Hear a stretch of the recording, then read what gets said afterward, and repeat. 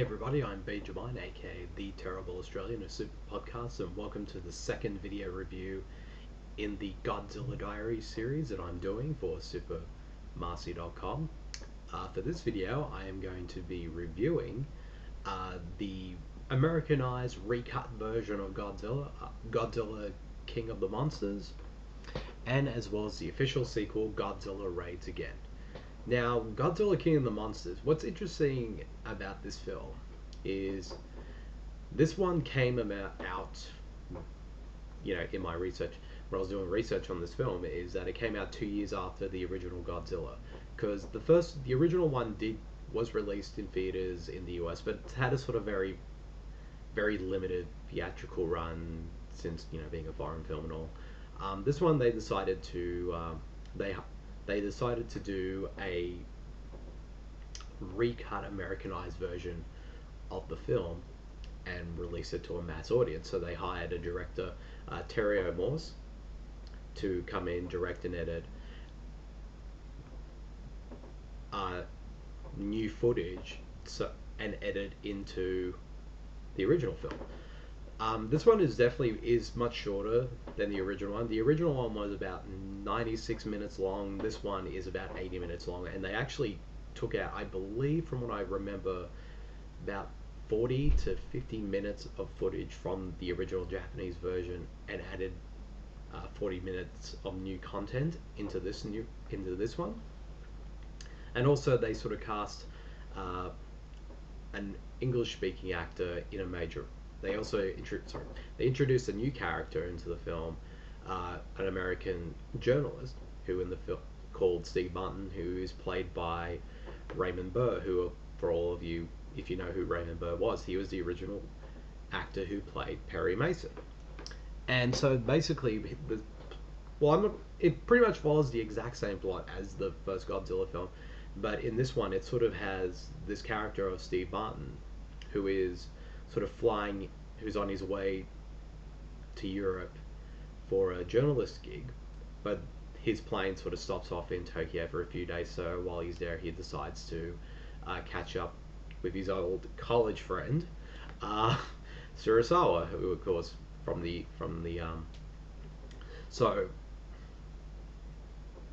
so basically while he's there, that's when Godzilla strikes. That's when attacks Tokyo. And so basically we sort of see the movie from his eyes. What's interesting to me about this film is, there are some weaker elements of the film. I think when the character of Steve Martin actually interacts with the characters from the original version of the film, it does feel very awkward and kind of weird, because you'll have a scene that was in the original film, and then a character walks off, and then a new scene that was added to the film where the Steve Martin character runs into the original into the original film's character. But of course, how it's sort of shot, you never see the one of the characters from the original film's face, and you know for certain that it's a body double, and that they're using English dub over the person's voice, and of course they're using different angles from other shots and scenes through the film for reaction shots for this original character, for any of the original characters from the first film.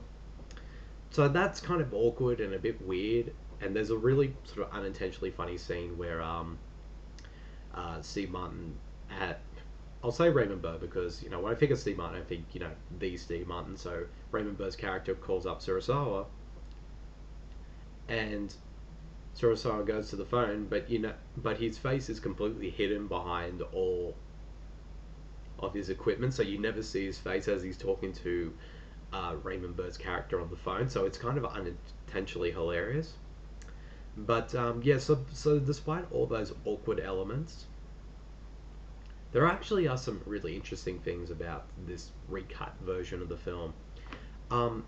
What I really liked about the film, and I kind of wish they actually went this way because it would have worked much better, is it almost works as kind of I guess, how do I explain it, what I would call a paraquel or a sidequel. Like this is another story that's happening at the exact same time that's happening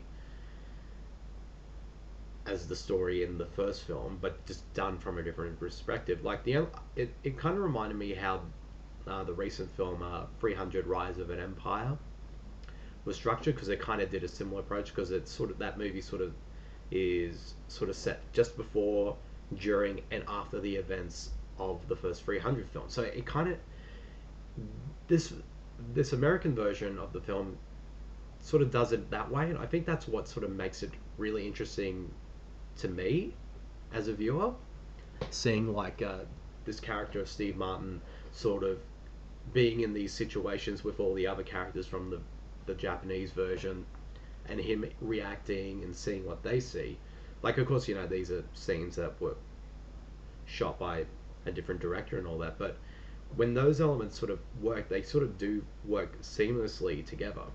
Um, and also, like, the way they sort of like restructure the story as well, because the film actually begins with the aftermath of the destruction of Tokyo. It's and also and Steve Martin, spoilers for the film, is in the rubble just after when the building that he was in was destroyed by Godzilla, and from then we sort of have a lot of voice.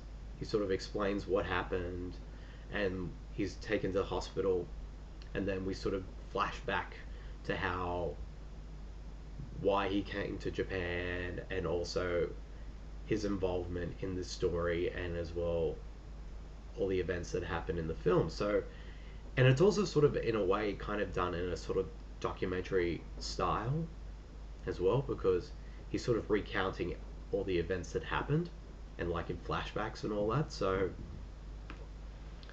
that was one of the things that I just found interesting on how uh, Terry Morse, the American director who made the American sections as a film, sort of approached that.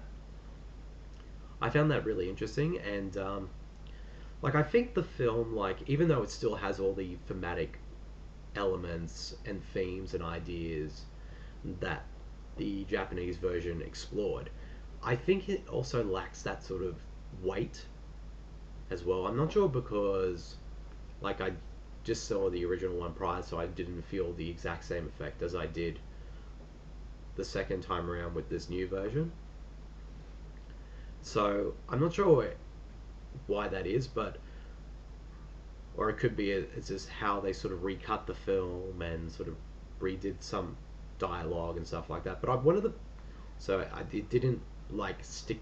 It didn't get to me as much as it did in the Japanese version, but in its own way, it's still pretty compelling. And one thing I found interesting, like I thought the movie, like all the Japanese actors in the film would all be English dubbed, like dubbed over. Um, they actually did cast Asian actors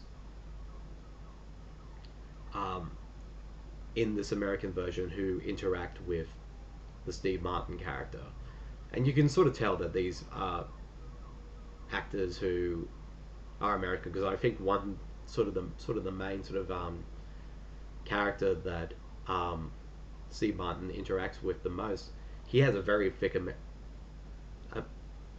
American accent, so which I thought was kind of funny. But most of the time there were scenes where they actually did let the original actors from the Japanese version still speak in their native tongue. But Steve, and when it just cuts over to Steve, he'd be standing next to like his a guide or an interpreter, and he would explain, and the interpreter will tell him what they just said.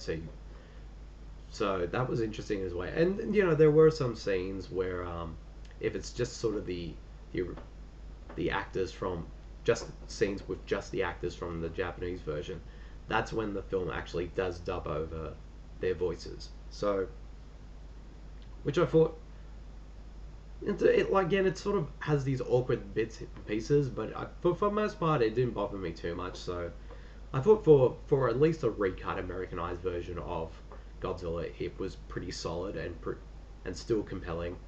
And I have to say, I really liked how the ending of the film was handled. It still does it the exact same way as the original film did, but I liked how. Well, I forgot to mention this in the first review. Is that the sort of the film sort of the character of Doctor Yamani? Sorry if I'm butchering names. He's sort of like he sort of has this little speech about like we have to be careful about nuclear weapons and all that because who knows, that sort of talks about in a speech, which basically turns into the message and point of the film. Like if we continue down this path with by experimenting with nuclear weapons and stuff like that, like there could be more. Godzilla might return and stuff like that, and and other horrors. Like that was a bit heavy-handed in the first. Like it didn't bother me, but it did feel very unsubtle and a bit heavy-handed. But what's interesting is that how they approach the ending of the American version. It's much more subtle, and it's very simple. And I found it even more haunting than the final few moments in the original, which I was just really impressed on how they did the ending for this American version. It just really struck with me by its subtlety, and which I thought was pretty good. And also Raymond Burr does a really good job in the film. I thought he did a pretty solid performance as Steve Martin, and also the sort of the new scenes and all that were actually pretty well directed, and for most part they actually did cut pretty well and seamlessly cut well with the original Japanese footage. So overall, Godzilla King of the Monsters, that's a pretty solid recut version, English language recut version of the Japanese original. So if I had to give this, and it's still really compelling stuff, if I had to give this film a rating, I'd give it a solid 4 out of 5. Now, on to the next one, Godzilla Raids Again, which is the official sequel to the original Godzilla film. And this one came out a year after the release of the first one. So, and I have to say, and I'm not going to lie when I say this, I honestly thought this one was kind of dull. I just found like it definitely plays itself straight, but at the same time it lacks the sort of the thematic elements and themes and ideas that the first one did, because I think this one tried to sort of continue on with that sort of same way as the original did, but I just felt it on a thematic and emotional level, it just felt really empty. And the only time, and I just didn't find any of the characters in this one interesting or compelling at all. And the film only really sort of comes alive is when Godzilla actually shows up and does his thing. And also, this film also introduces another kaiju character. And I'm probably gonna Anguirus. I'm sorry if I butchered his name, because the movie sort of pronounces his name much different than it does here on the Wikipedia page. I think in the film they call him Anguirus, but I think that's not exactly why he's really what his real name is supposed to be. But so we introduce a new kaiju character, and we also get to see some pretty cool battle sequences between Godzilla and Anguirus. Again, sorry if I'm butchering names. So we get to we see these two monsters sort of battle each other. Buildings are destroyed, cities are pummeled. Seriously, if you thought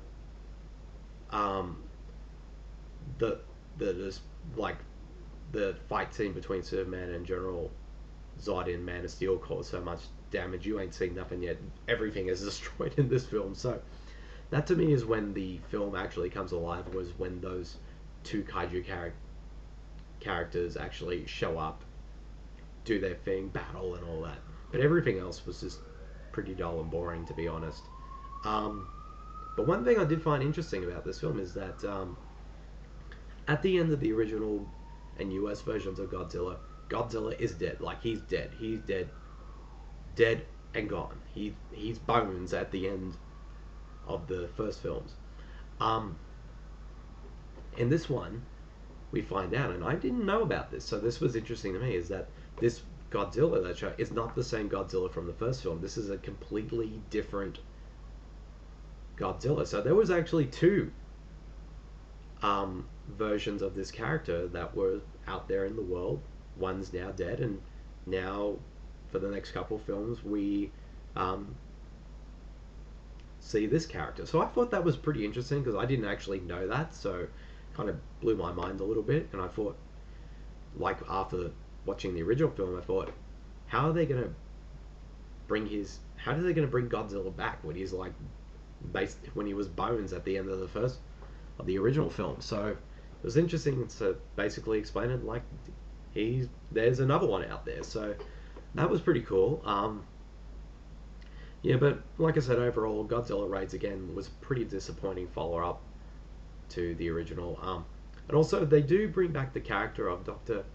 Yamane from the first film, but he's only in the film for 5 minutes, and he's basically gone after that, so that was pretty disappointing, and I would have liked to see more of his character, but no dice. So overall, this one, pretty dull, a bit boring, unless Godzilla comes into the picture, of course. So if I had to give this one a rating, I give it about a 2 out of 5.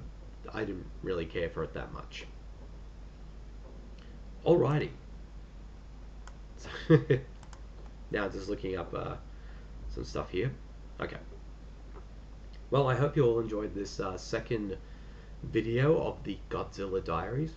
Now keep a lookout very soon for the third video, in which I'll be reviewing Mothra vs. Godzilla and Ghidorah the Three-Headed Monster, or also known by as Godzilla vs. Ghidorah the Three-Headed Monster. So keep a lookout. I'm sorry if I butchered names again, so like I said, I'm only just getting into the series again, so forgive me for butchering names, and I hope you all stay tuned for the third video. I'll see you all later. Bye.